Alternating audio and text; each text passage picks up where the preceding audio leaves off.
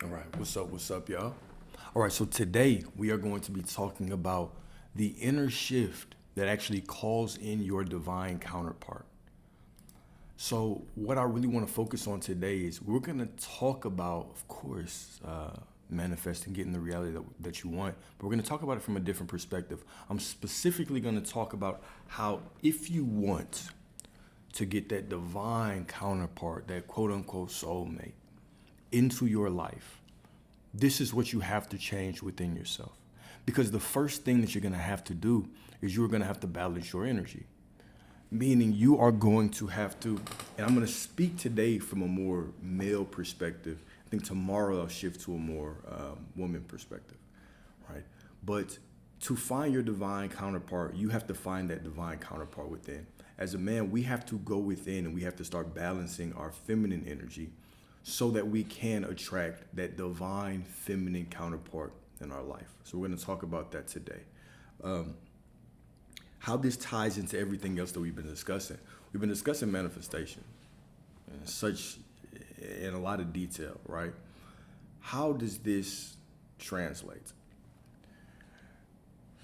Everything that you believe, your expectations are going to become the template which your life is built upon. So when I start having certain beliefs about women as a whole, or when you start having certain beliefs about men as a whole, those expectations begin to translate into your reality.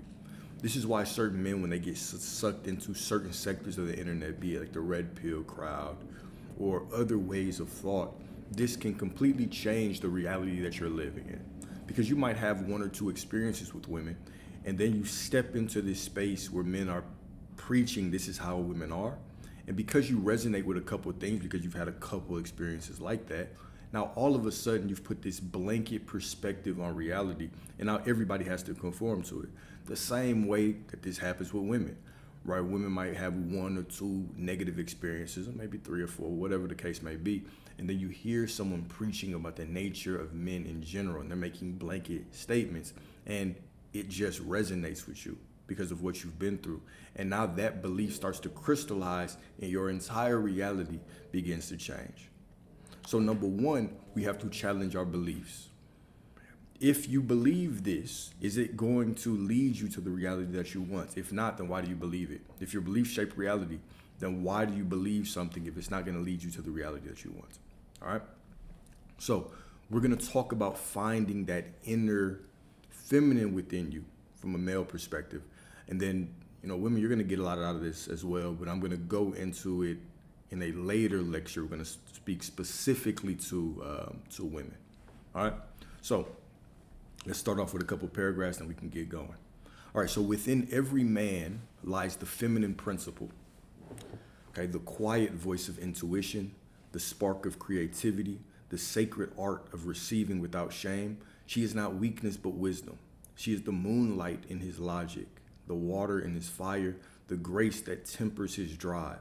When a man denies this part of himself, he doesn't become more masculine, he becomes fractured. When we start to deny the feminine parts of us, we become very fractured, we become very quote unquote, so they say you need healing, right? We put ourselves in this position where we cannot show up fully for ourselves or for others. All right. So in suppressing our capacity to feel, all right, we become emotionally rigid. In rejecting our inner softness, we trade power for control. We become a tyrant to our own soul, demanding performance, denying rest, and exiling our own heart.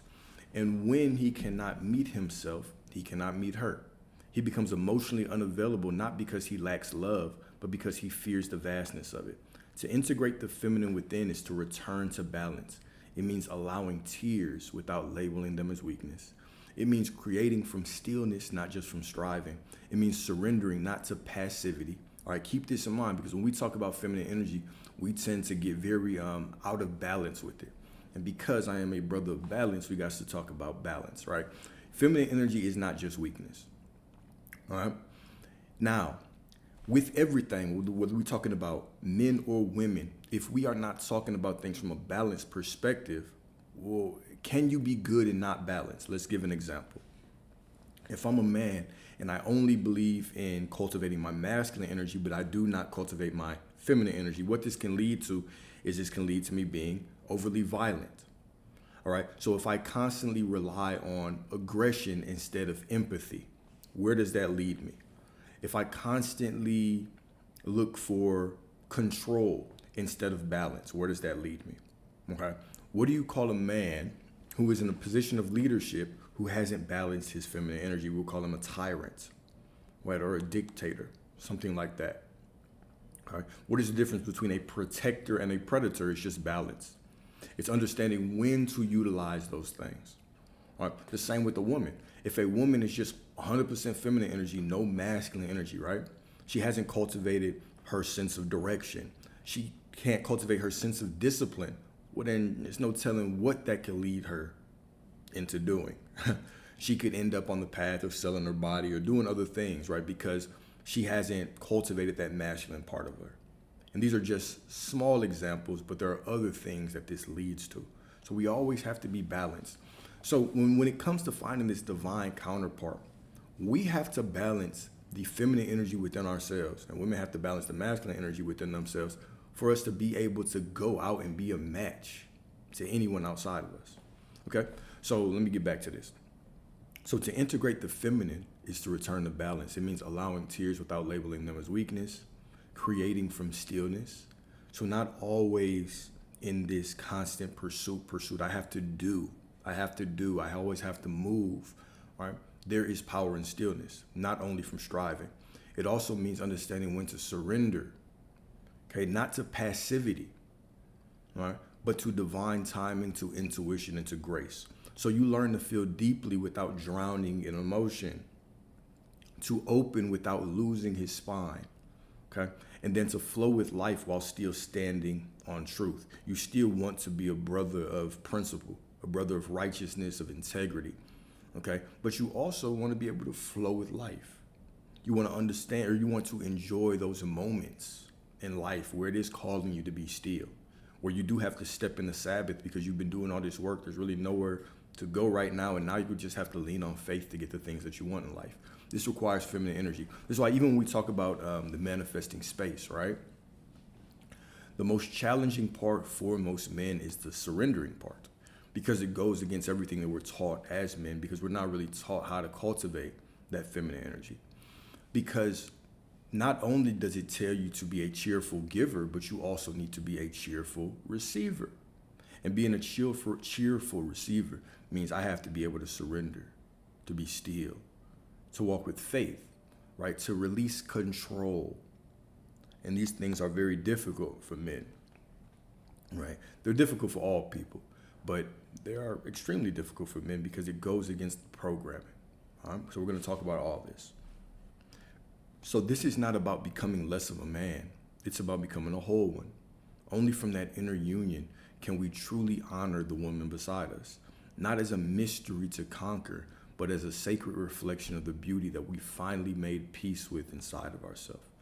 It's one of the most beautiful parts of that cultivating that feminine, because what you're going to realize is when you start cultivating your feminine energy, you're going to want to protect that feminine energy. All right. And so the same way that you put your boundaries on your feminine energy is the same way that there's going to be boundaries in a relationship that keep your woman safe, where you're going to take away certain responsibilities from her. You want to do things to alleviate certain stresses in her life, to allow her feminine energy to be more safer, to be more safe, to expand more, to help you more. Right?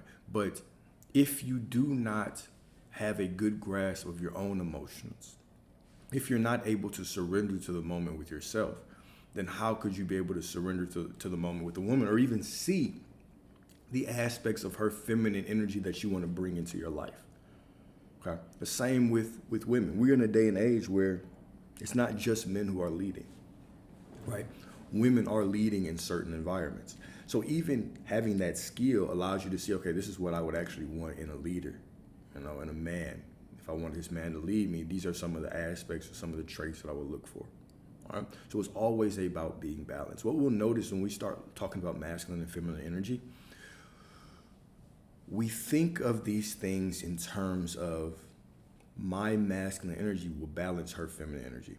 Her feminine energy will balance my masculine energy. But the truth is that you balance your own energy and then y'all mirror each other. Okay. So the interesting thing about our energy is that our energy is basically like a sliding.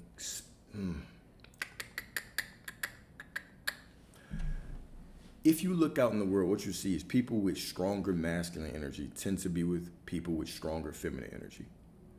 All right. People with more feminine energy tend to be with men with more masculine energy, or vice versa, right? Because a woman can be leading in her masculine energy, and then she will what? She will attract men that are more leading in feminine energy. All right. People that are more neutral end up with people that are more neutral. All right. Exactly. Polarity. Polarity. All right. So let me get into the lecture before I get all the way off topic. All right. So, introduction. All right, a different kind of love story. All right. So what this is going to be titled is Love That Honors Divine Purpose. Okay. So this is not a story about fairy tale endings. This is about fire and truth, about two souls who meet not to complete one another, but to awaken what has long been sleeping. We were not made to lose ourselves in love, but to find ourselves through it. She is his mirror, he is her anchor. Together they become the forge in which each is refined. Okay, so as iron sharpens iron, so one person sharpens another. One of the worldly ways to think about love is this person is going to complete me, right? When that's really never the case. You're an infinite being. You're going to always be expanding. No one can complete you. And you are whole by yourself already. Okay, you are whole by yourself. You have the masculine and the feminine within you. And we can look throughout history and see this, or throughout, the teachings of our ancestors and see this. When you think of the Kundalini energy, this is masculine and feminine energy rising from your spine. When we think about yin and the yang, the feminine and the masculine. When we think of positive and negative, this is feminine and masculine. When we think of the Shiva and Shakti, this is literally one being, but it's two different aspects, a masculine and a feminine. When we think of Christ and Sophia, this is the masculine and the feminine. So throughout life, we see that these energies are intertwined. They're really one energy. Okay, it's just about polarity. Which side do you lean on more on the scale? Whatever side you lean on more, you cannot ignore the other side. You have to bring it into balance, right? Or else you'd just become an off-balance person. And your life cannot be as full as you desire it to be. Okay. So when you descend down here, when your soul comes down here, you have this desire to get back to unity with the divine, with God, right? Because you descended from unity with the Most High. And you come down here and you forget. And now, unconsciously, you are always trying to find a union that reminds you of who you are, because your soul remembers who you are. Right? And typically the closest thing that we'll get to experiencing that love of God without going within ourselves is through a divine counterpart. That's why so many people fiend for a relationship. So many people, they just go crazy thinking about a relationship. All right? It's because your soul somehow knows, but how do you actually get that relationship? And then once you get that relationship, how do you actually manage it? Right? It's actually understanding the dynamic of the relationship. It was never meant to complete you. To seek completion within another person is to doom it to failure. But you receive this divine counterpart to actually put up this mirror to allow you to get closer to yourself, to allow you to see certain flaws within yourself, to allow you to heal faster, to allow you to have someone to experience life with. All right. But this is the case, or the point was never to complete you. You're whole by yourself. You don't need anyone to balance your energy out. You don't need anyone to make you a better person. You can do that all alone. All right. You can do that all alone. Hollywood, for sure. All right. So instead of seeking wholeness in another, okay, true love is a catalyst for self-discovery and transformation. The connection between the two souls is not about filling a void, but about awakening parts of the self that have been dormant. Love, in this sense, becomes a sacred mirror, revealing truth, calling forth the fire within, and pushing each person toward their higher self. When we walk into love with this open mind, and we understand that it's us against ourselves, right? It's just this other person is going to be the biggest reflection of me. And they're going to show me things that could be uncomfortable. But all in all, it is to help me grow. It's to help me get better. And I'm going to do the exact same thing for them, right? So the imagery of her being his mirror and him being her anchor symbolizes balance. She reflects his innermost truths, helping him see himself clearly. Let's break this down, all right? Because the same way that a woman who is led by feminine energy will be this reflection, right, to your innermost truth, your feminine energy will do that on its own with you. Let me give you an example of how this works. Because we tend to think that this is just her giving you some motivational speech. But what are your real innermost truths? What do you value? Do you value hard work? Do you value delayed gratification? Or do you value this now moment more? Because what the feminine energy within you does is it tests you. Because you say, I'm going to wake up at 5 a.m. tomorrow and I'm going to get to working out. And then somebody calls you and says, hey, we're going to go out tonight. And part of you says, no, I want to have fun, right? This part of you is feminine energy. It's in the moment, right? I'm not saying that it's good or bad. It's not good or bad. There's a human mindset to start judging things as positive and negative, right? But what do you value more? So this energy that is coming up within you is actually showing you your truth. What is your truth? Are you the type of person that says no, or are you the type of person that goes and enjoys it? Now, you can judge it right or wrong either way, but all it's doing is it's really showing you who you are, the same way that your woman will, right? Naturally, your woman is going to test you in a lot of areas, right? You're going to say you have to do something, your woman's going to want to cuddle. She's going to want to, sometimes she's going to bring up issues that aren't really issues, just to see how you respond to it. And it's nothing to be upset about. It's just the nature of feminine energy, because feminine energy needs safety. It needs safety. It needs a safe container. Okay? So just by understanding your own feminine energy more, now you can understand your woman more. All right, but we'll get into that a little bit more as well. All right, so while he grounds her, okay, so she reflects his innermost truths, helping him see himself clearly. While he grounds her, okay, offering stability and presence. Okay, presence is going to be one of the most powerful things that you have. What you'll notice is that the more feminine a woman is, the more that she wants your presence. The more that she wants to be around you, and not just your presence when she's around you, but she wants to feel your presence even when you're away. This is why I'll always drop this same gem, and I'll say, if you really want to cultivate some intimacy with your woman, find ways to be on her mind even when you are not away, or even when you're not there. 1 second, man. 1 second, I need some water.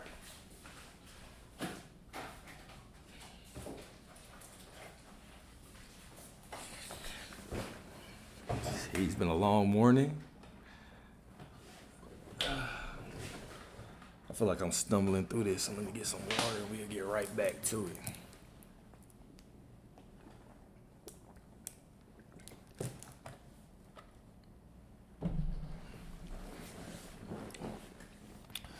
My bad, y'all. I feel like I was half-assing this.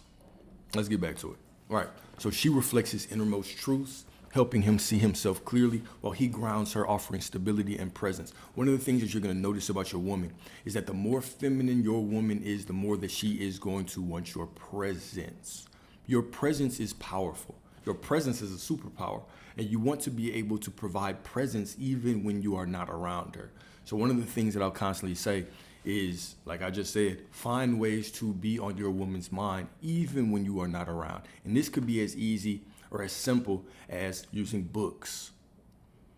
All right, y'all had a conversation, you had a discussion about something, you start reading, now you say, oh baby, look, I read this and it's reminding me of you. How about you read this? How about I come by this weekend, I cook for you, and we talk about this chapter in the book, because I think it's something that we can both gain from. Right? Now, anytime she picks up this book, she thinks of you. And now you have automatically just set up this date night for nothing, right? You want to do things like that. And I'll give that common example in lectures, right? But, for my clients, we kind of go into more detail about this, but it's going to depend on your woman. This is why you want to be the most skilled person in your woman's life. You want to be the most skilled in handling her emotions and handling her moods, her temperaments, all these things. And this requires you to study her. The same way, if you read the book, The Way of the Superior Man, the same way that you penetrate the world is the same way that you want to penetrate your woman. Just point blank, period. The same way that when you step into a craft, you want to learn its ins and outs. You want to be the master of it. You want to feel like you're providing this tremendous value. This is the same way that you want to penetrate your woman. This is the same way that you want to penetrate your own feminine energy. This is the same way that you want to understand your emotions. You want to be the most emotionally skilled. You have to be. Okay, so let's cut the bullshit. For us as men, we have to be the most skilled partner in the relationship. The relationship it rises and falls on us, on our skill. You have to be able to handle your emotions better. There's certain things your woman can get away with that you can't. Is it right or wrong? Doesn't matter. Who cares? Right? But you have to be more skilled. Your woman is going to want someone that she can look up to. She's going to want someone she can learn from. She's going to want someone that can understand her. These things require you to be very skilled. This is just a burden of masculinity, and it's fine, right? Because you don't want your woman to be like another man, right? And you want to be so skilled. You want to be skilled with her, and you want to know that you deserve her because you don't want the type of woman who just dates anybody. You judge a woman based on what kind of men she's been with. All right? You don't want a woman that just is okay with being with any man. You want a woman who is reserved, right? Who requires skill to penetrate. The same way that you require skill, you're required to have skill to penetrate your own feminine energy. Okay? So the relationship acts as a forge, okay? A place of heat and pressure that refines and strengthens both individuals. It's not a passive love, but an active, soul-shaping experience. This is not about comfort or escape, okay? It's about growth, truth, and spiritual evolution, where love becomes the divine tool that molds them into who they were always meant to become, okay? A relationship can it can be a wonderful catalyst to get you into a more divine version of yourself, okay? So in a culture of codependency, we confuse love with identity. But true union doesn't consume, it reveals. She reflects the part of him still unhealed. He reveals the depths of her forgotten power. Love becomes the sacred mirror, not a mask to hide behind, but a lens to see yourself clearly. Okay, in today's culture, love is often mistaken for identity. Many enter relationships looking to be completed rather than revealed. This creates a cycle of codependency where self-worth is tied to someone else's presence. If I have someone, then I feel better about myself. I can't wait to have a man so I can show this or so I can do all these things that make me a good woman, right? We tend to place our sense of self-worth on having someone, okay?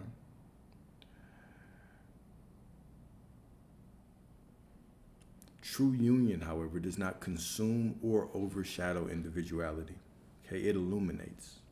In a sacred partnership, love acts as a mirror, showing each person the places within themselves that need healing, growth, or remembrance. Okay, for example, a man deeply focused on his career might find himself emotionally disconnected, priding himself on strength, but hiding unaddressed wounds from childhood. He meets a woman whose emotional depth unsettles him, not because she is doing anything wrong, but because she triggers a part of him that he has long buried. She reflects his inability to be vulnerable. Okay, at the same time, he calls her to trust again, to step into her power after years of betrayal. Neither saves the other, but in that mirror, each is invited into a higher version of themselves. That is sacred love, okay, not comfort, but transformation. It is, we meet where we are, and then we expand to where we need to be. And you're going to have this experience in all relationships. When we talk about a divine relationship, we're not just talking about one single relationship, right? Even the relationships that have quote unquote failed in the past have made you better. You've gotten more clarity on what you wanted. You've seen things that you could work on, right? So they're all divine unions, every single one, right? Who is the true soulmate? Which one is more important? The one that breaks your heart, forces you to learn yourself, expand, or the person that you end up with after that? Which one's more important on your journey? Right? I would argue that they're both important, that they're both divine, that they both help you and push you into a better version of yourself. It's just all about our perspective. All about our perspective. Okay? So, reflection question number 1, when have you mistaken connection for completion? And who were you trying to become in love? Have you ever found yourself in a love where you were performing, where you felt like you had to be a certain type of person to keep the relationship going? And how did that make you feel? Did that make you feel, like you were being true to yourself? Did it make you feel like you were loving yourself by doing that? Okay. And why did you do that? Is it because you've always had to perform? Is it because you believe this person was too good for you? What is the case, right? Only you can answer that question. And what would actually happen if you could be completely yourself in love? Would that be scary, difficult? Would it be, would it be more comfortable for you? What would it be? If you believe that it would be more difficult, why? What makes you think that being yourself is difficult? Can you be yourself with yourself? Do you think anyone would truly accept yourself? If not, then do you truly accept yourself for who you are, right? So all of these relationships, whatever we get out of them, it is trying to teach us something about ourselves. The only mistake that we can make is not actually analyzing who we were and why we went through that situation and not growing. Okay, everything else is a push in the right direction. Okay, so his mission first and why purpose protects love. All right, so a man without purpose becomes a boy chasing validation. Okay, but when he roots himself in divine mission, he no longer looks for her to be his compass, only his confirmation. Okay, he doesn't worship her beauty, he honors her presence. And she, seeing the flame in his eyes, chooses to walk beside. Okay, not in front and not behind. This is love that honors heaven's blueprint, not ego's fantasy. The fantasy of ego is that you'll find this woman and she'll just automatically follow you to the ends of the earth, right? No matter what, she just shuts up and follows you, right? This is rooted in ego. This is rooted in fantasy. But the truth is that even someone that is quote unquote your, let's say, employee at work, they're gonna question you and you don't do the right thing, okay? And this is actually the relationship that we want. We want to be sharpened. We want people to look at us and challenge us and see, no, I'm not going to allow you to be anything less than the divine God that you are. Right? And you want to do the same to her. I'm not going to let you mask yourself or shrink yourself for anyone, especially not me. Okay? One thing that, and this is a side note, right? Because I was thinking of this conversation, I'm struggling between the spiritual side of it and then the more practical side of it. Because as y'all know, right, we have to be balanced. We got to meet people where they are. One of the things that I'll constantly press men about, and women as well, but mostly with men, is what are you actually getting in a relationship for? Why are you even with the woman that you're with? Why do you like the woman that you like? Do you like her because she brings any kind of value to your life? Or do you like her because she just looks good? Which one is more important? What's more important to you? What everyone thinks about who you're with, or what you think about who you're with? Are you getting anything out of this relationship? See, as men, we are constantly being pushed this false narrative that our value is only measured by what we can provide. And if you think like that, then you'll believe that you can buy someone's love. When the truth is that if a woman doesn't want to be with you, and if you meet the wrong one, if you just think that providing makes you a good man, she would chew you up and spit you out, bro. She would use you till she can't use you anymore, and then she will move on. And is she wrong for that? Well, you expose yourself to be taken advantage of. Uh, so we have to be very, very accountable in love. So what I always ask is, what are you really gaining from this relationship? One of the best ways to see if a woman actually likes you, and women, one of the best ways you can see if a man really likes you, because there's no foolproof way. But for men, it's don't spend money up front. And for women, it's don't have sex up front. For the first couple months, y'all don't spend money on each other and don't have sex with each other. Actually, just hang out. See if y'all like each other.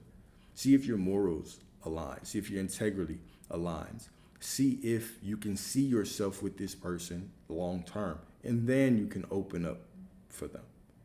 Right? Now, is it foolproof? No. Can people pretend? Sure.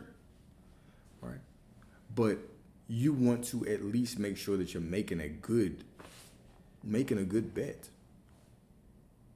You want to make sure that you're learning somebody and you're not doing what most people do. What most people do is they have sex and then they start liking each other. Then they fall in love. Then they figure out they don't like each other that much. It's like, damn, we had sex and we got physical and the sexual chemistry was crazy. And now I'm figuring out that morally we're not aligned. You like to do things that I don't really want my woman to do. Or he starts doing things that, you know what I'm saying, you don't really want your man to do. And now y'all are in a predicament because you're deep in it. So now what do you try to do? You try to change each other. Okay?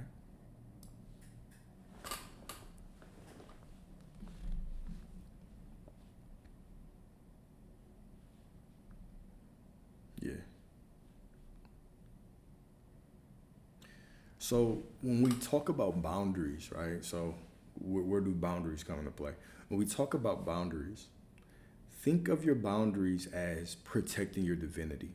Your boundaries are going to be sacred to you. So based on your past experience, based on what you want, you understand that, and this is why you need to know what you want from a woman or from a man. It's because when you actually set your boundaries, you're saying, this is how I want someone to operate so that I can be the best version of myself. That's all it's saying. Now, if you don't want to do certain things, that's cool. Right? We just can't be together. But that's perfectly fine. It allows me to be the best version of myself. It allows you to be the best version of yourself. Because the last thing I want to do is reduce anyone to a version of themselves that they don't sign up to be, that they don't want to be. Okay? Where boundaries become an issue is when we use them to try to bargain for love. And we use them to try to manipulate people into change. So let's say, I'm going to use a very worldly example. We're going to talk about going to the club. Let's say you don't want a woman that goes to the club. It's a commonly talked about topic. First of all, it would do no justice to find a woman in a club, okay? It's number one. Number two is, let's say that y'all meet, she doesn't go out, and then she starts going out, and you don't like it, and you bring it up, and she just says whatever and brushes you off. Well, at that point, you should understand that my boundary is just going to be an invitation for you to stay in my life. That's all it is. Now, you can either go your own way. You have a decision to make. Are you cool with it or not? If not, that's fine. If yes, okay. But the problem is when someone is telling you that they're not cool with it and they don't give a damn, and then you try to use that as an excuse to try to change them. All right, well, no, I need you to do this. Okay, and now it becomes an argument. Because what you're really communicating is that you don't really care about that boundary. It's not really that important to you. Okay, you just want to argue about it.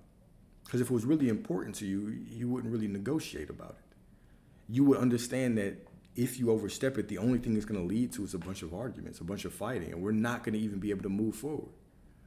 Instead of spending our energy on building something for each other, we're spending our energy talking about the club, about how you're dressing, right? That should be the least of our conversations, right? But when relationships kind of take turns into that area where you have problems, what we have to understand is that there is somebody for you. There's somebody who wants you to dress a certain way and who doesn't. There's somebody who wants to go out and do all those things with you. There's someone who doesn't, right? You have to find who you match with. Okay? So you don't use your boundaries to try to manipulate people. You're just telling them, hey, look, this is what I prefer. And when people don't do this, I don't feel like I can be the best version of myself. That's it. And we move on. But that's why you also want to get to know people up front so you can have those conversations before it's too late. The last thing you want to do is start sleeping with somebody and develop all these feelings. And now what? Right? Now you're trying to change them. Now you're breaking your heart even more, right? We can avoid that just by being logical in the beginning. And the most logical thing you can do in the beginning is, okay, don't sleep with them, don't spend money on them. Point blank period. Get to know them and then do all that, okay? So number 3 is the feminine within. All right, what every man must embrace to be whole. Okay, every man carries within him the feminine, his intuition, his creativity, his capacity to receive. To reject her within is to become a tyrant to himself and a stranger to the woman beside him. He must learn to feel without drowning, to receive without shrinking, and to flow without forgetting his foundation. Oh, I like that question. So you were with the woman for a while, and you were treating her right, but she still left and didn't see how good you were. Okay, let's talk about that. So,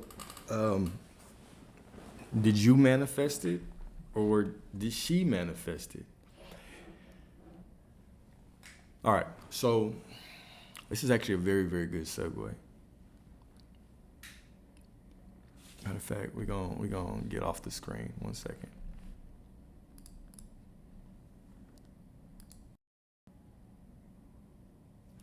All right, cool. This is a perfect segue. So the truth is that you manifest everything.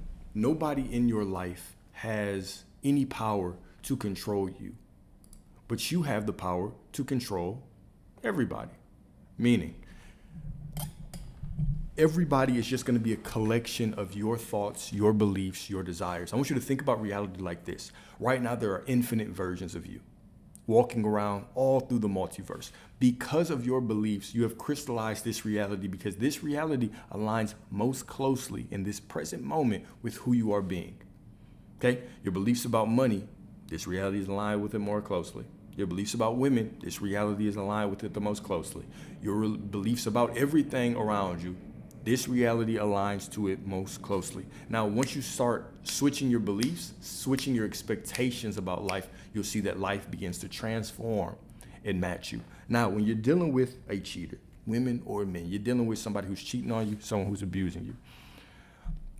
We're going to take a purely spiritual perspective from this. I'm not going to talk about any kind of human limitations at all. All right? It is always your fault. Every situation that you're in is your fault. If you realize that this woman all of a sudden starts cheating on you, it is your fault. You are the one who has pulled that version of them into your reality. The version of them that just up and ghost you, it is your fault. Okay? Let me show you what typically happens. Let's talk about this from a practical perspective. You're going to get into a relationship. You're going to meet somebody. Our vibes are immaculate in the beginning. She's everything that you want. He does all the things that you like. He pulls out that big vibranium. He gives it to you perfectly, right? And now you have gotten in your feelings. There's nothing but lust. The lust is being reflected back and forth. Everything seems blissful.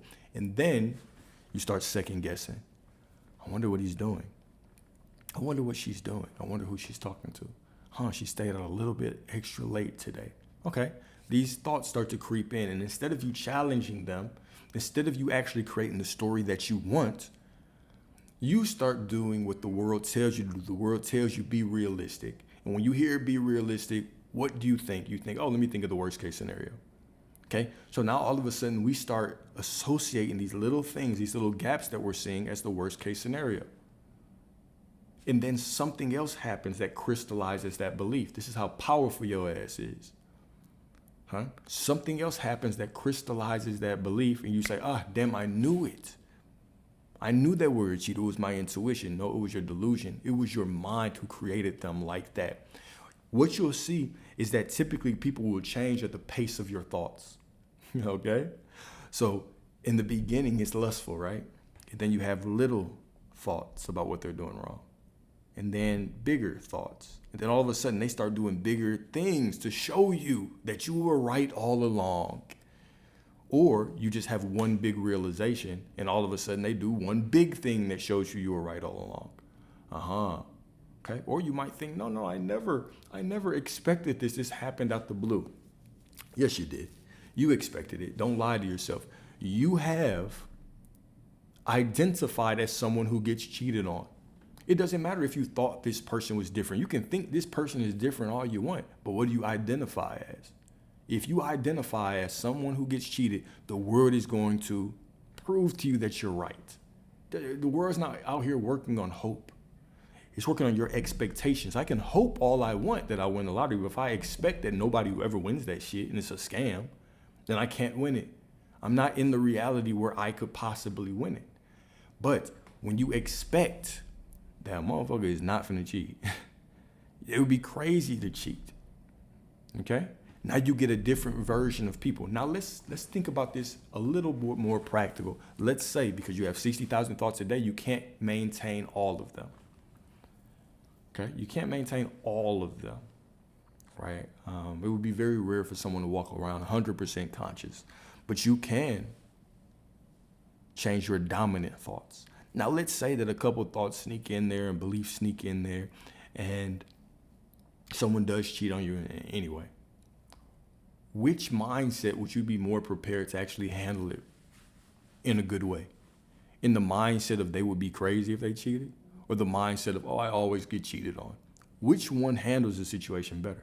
So even from a practical perspective, if you don't believe in the spiritual shit, which I'm sure you do because you're here, you would just be a better person by expecting the best things in your life. You would handle things better. You would walk through life better.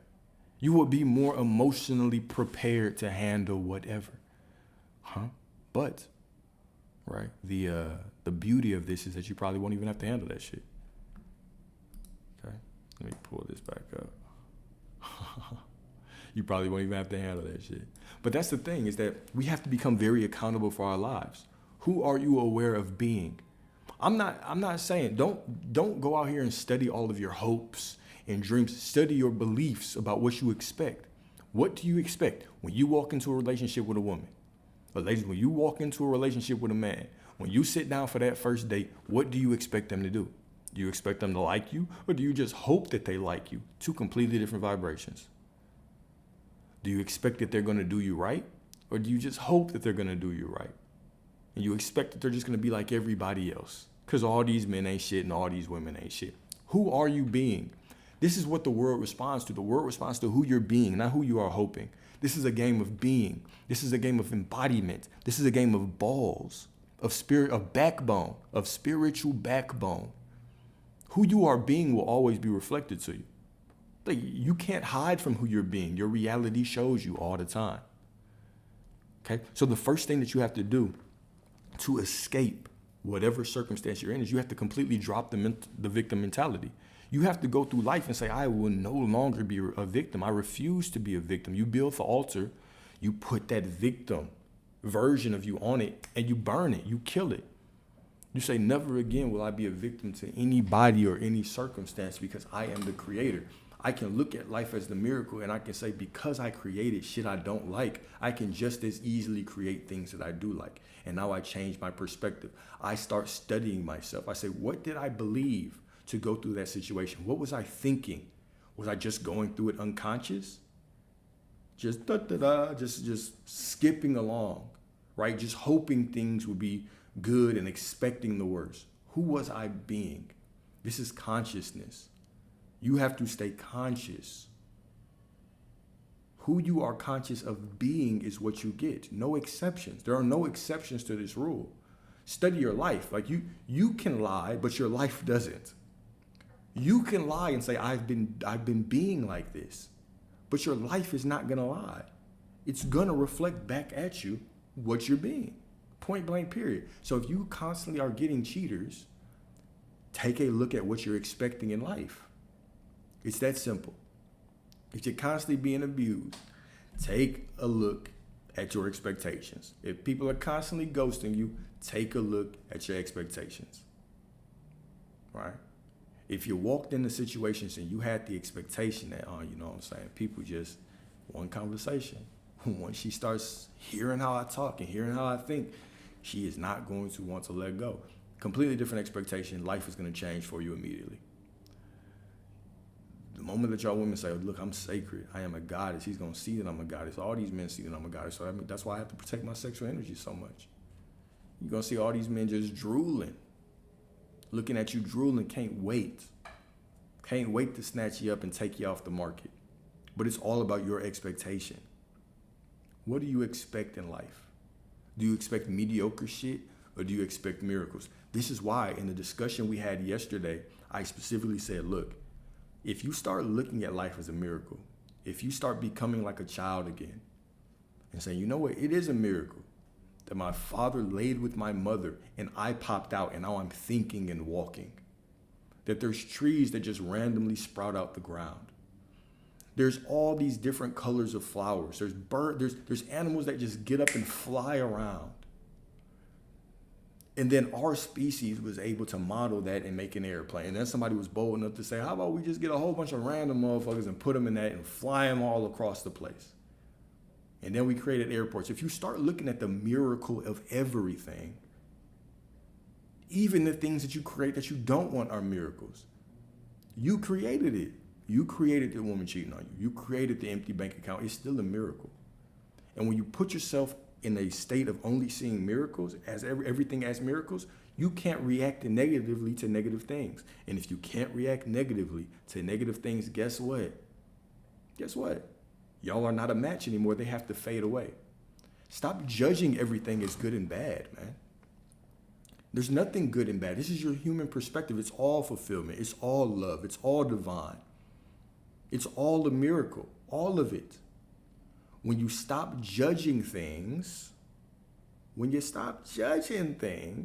okay? Now all of a sudden you will say everything is unfolding perfectly for me. The person that broke your heart, boom, they lead you to somebody better. And what you'll see is that once you start stepping into the mindset that you get treated like a god, because you are a god, because you are God, because you are a goddess, because you are God. Now, all of a sudden, the world immediately reflects that back at you. They start treating you right, treating you better. People start giving you free stuff. People start letting you turn in before them to take the parking spot. You get free coffee.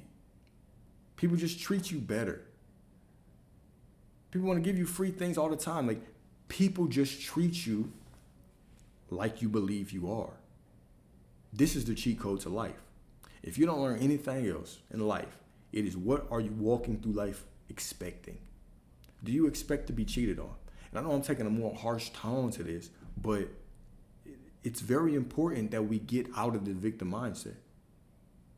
It's important that we leave that behind, because thou shalt decree a thing and it shall be. So whether I consciously or unconsciously say I'm a victim, whatever I decree is what life is going to give me. So if I sit here and act like a victim, or if I paint you as a victim, I'm doing you a disservice, because I'm declaring you to be something that you're not. I am declaring you to be something. You've never been a victim. You are a God, man. You are a creator, the ultimate creator. You are walking around in your creation, creating other things so you can walk through this linear experience and experience yourself. You're not a victim, man. So I refuse to see you as such, because you're better than that. You're more divine than that. And everything in your life can change right now. Fuck overnight. Everything in your life can change right now. You could be walking into miracles in the next 5, 10, 15 minutes, but do you expect them? Do you expect things to change? That's another key thing, right? It's what is the difference between expectation and desire? Because to desire, to have, to be, it's all the same. All right? It's all the same. If I desire something, if I have something, if I want something, it's all the same. But there's a difference between wanting in lack, wanting because I need this so I can feel better. I need her to come back so I can feel love. versus knowing that I am love, I am God, and I just expect things to work out for me.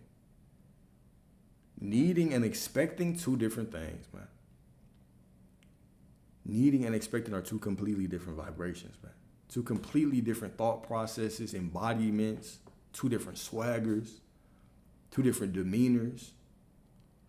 When's the last time that you wanted to be with somebody that was needy? Huh? Think about that from a worldly, you can think about that from a worldly perspective because it translates to the spiritual perspective, right?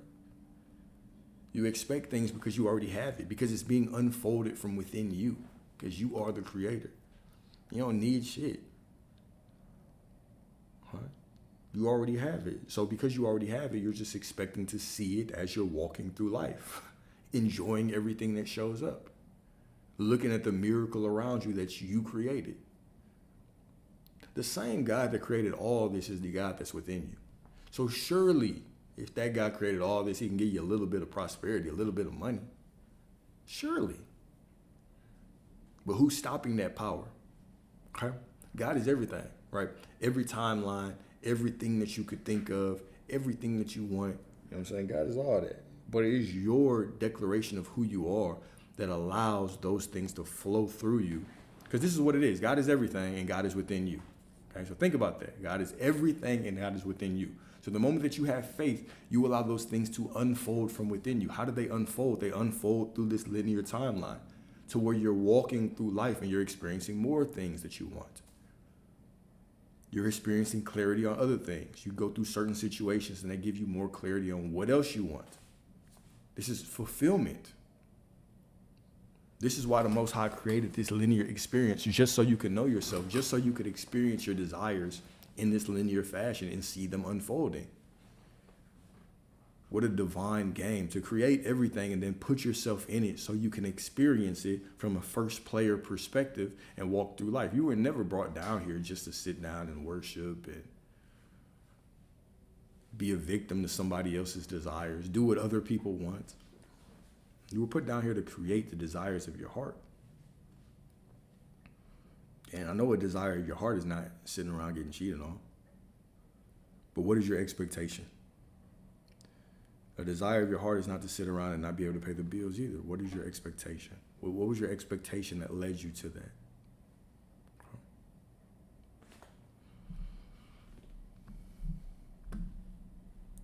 In fact, let me close this. Because we can just talk about this now. We can just talk about this. So, you know what? Fuck humility. Okay? Forget about being humble. If God is within you, then suppressing who you are is suppressing God. This whole, you have to walk around and be humble, and it's a lie, right? It doesn't benefit you at all. Why would I suppress what I want? Why would I suppress who I am to make someone outside of me comfortable? So I'm going to quiet down the God within me just to appease this other person.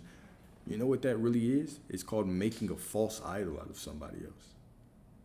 Saying, oh, yeah, you're more important than me expressing the God within me. So I'm going to be quiet because it'll make you more comfortable. It's called having a false idol. Okay? The same way that when we talk about using the Lord's name in vain, that means declaring yourself to be anything but divine. That's why this is the most humble thing that you can do. All right? And I use humble in a different way. All right, so occasionally I talk about humble in a different way. This is why this is the most humble thing that you can do is admit that you are who you are. Is walk as if you are who you are. Understand your divinity. All right? Understand your divinity.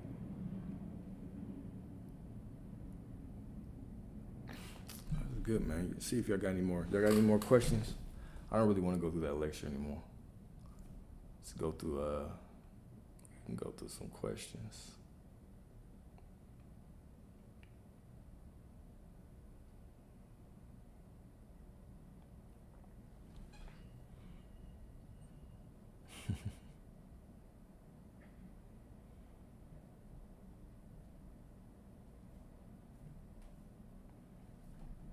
Yeah, facts. The world taught you to suppress, to forget. 100%. 100%. 100%.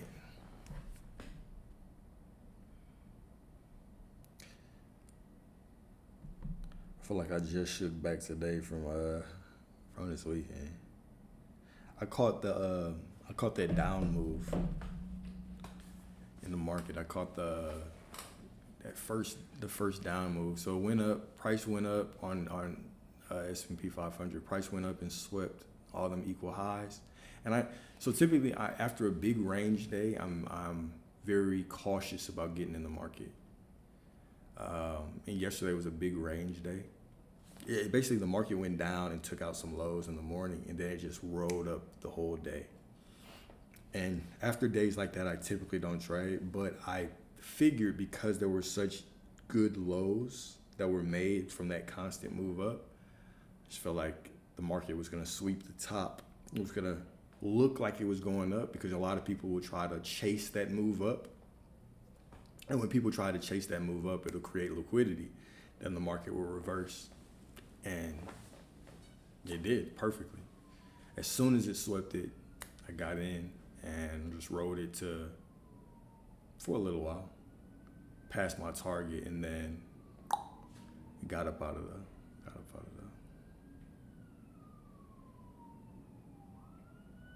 I appreciate you. No problem. Thank you for joining. No, I don't teach about stocks at all. I do coach on trading psychology. So I've had clients that I've talked to about trading psychology, but I don't actually talk about strategy or anything like that because I only really use one strategy. So, and I only use one strategy. And if you really want to know about stock investing long term, shoot, dollar cost averaging. All right, just add a little bit of money to the market. Choose a stock, probably a tech stock. The best you can do really is not even a tech stock. Get into an ETF. Get into not an ETF. Get into like the S&P 500 or NASDAQ. Find some place where you can actually invest in an index fund consistently over time. Because you might put your money in like a savings account. And what does savings account give you? Like 1-2% return? But the S&P 500 has a huge return, or a much larger return. So just over time, if you're looking for a long-term investment, you will be putting money in there probably every month, whatever you can afford to do. And then letting that grow for about 20, 30 years. All right. But when it actually comes to trading, I don't like talking about strategy with people because I know how difficult it was for me to find my strategy. And with trading, it sounds tough, but one thing I learned pretty quickly is I don't really think anybody can do it. And it might be a little fucked up for me to say, but I don't think that anybody can trade. I've had certain people in my family ask me about trading, and I'm like, okay. And I put them on, and I'm just like, man, if you're not prepared for this to mess up your life for about 2 years, if you think just because I'm living okay and I'm not doing anything but doing this that it's easy,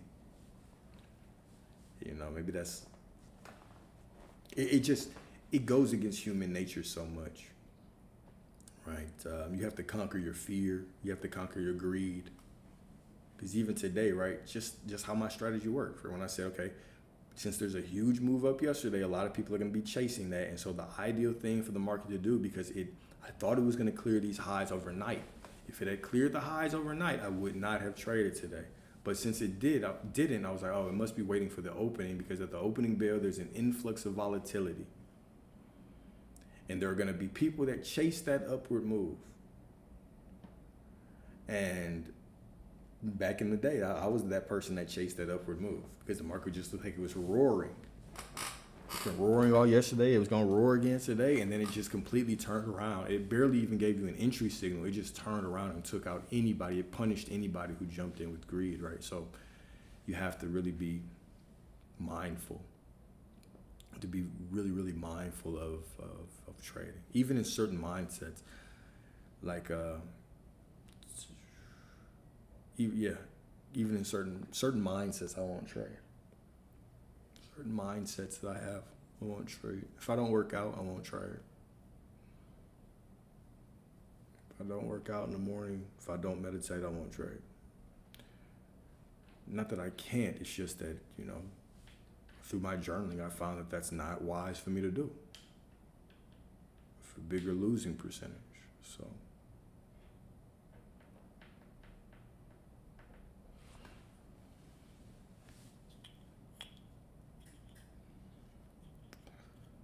Maybe I'll do specific courses about actual trading psychology. But these days, I'm even very cautious about people who give strategies because, strategy really has to match your temperament, right? Like, so what I mean by that is the market is an entity. It's a living entity. It rewards you for being disciplined and intelligent and smart and all those things, and it punishes you for being a gambler. And so some people have a temperament to be in the market quickly. Some people have a temperament where they can hold positions for a long time. My temperament is I like to be in and out because I like to get on about my day. I'm more likely to make a mistake if I'm in there for a long time. And I had to remember what I actually got into trading for. It wasn't for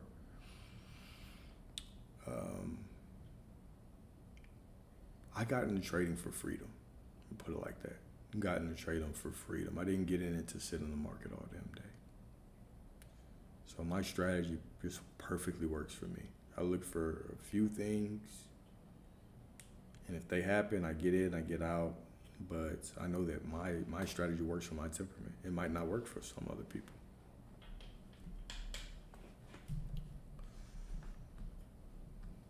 But for some reason, I am exhausted, y'all. I know today was a little different. We're gonna get back into the manifestation topics tomorrow, or maybe this evening. So I'll go do a little bit of work, chill out, then I'll be back on. But I appreciate y'all for joining in today. So that was a little change of pace, but we get back on it, man. But I'll let y'all go, and I'll give y'all some affirmations, and then I'll let y'all go per usual. All right? I see you all as divine, as perfect, as beautiful, as brilliant, as bold, as in alignment with everything that you want, as wealthy, beyond what you can imagine. All right. Everything that you want is making its way to you. Matter of fact, you already have it. You're just walking down the path to receive it. Nothing is good or bad. Everything is just working out for you. It doesn't matter what it looks like. It's all working out for you. All right. Remember that. Embody that. Claim it. All right. We'll talk to y'all later. Stay prosperous. Y'all stay the beautiful gods and goddesses that y'all are. And until next time, stay prosperous. Stay peaceful. Peace.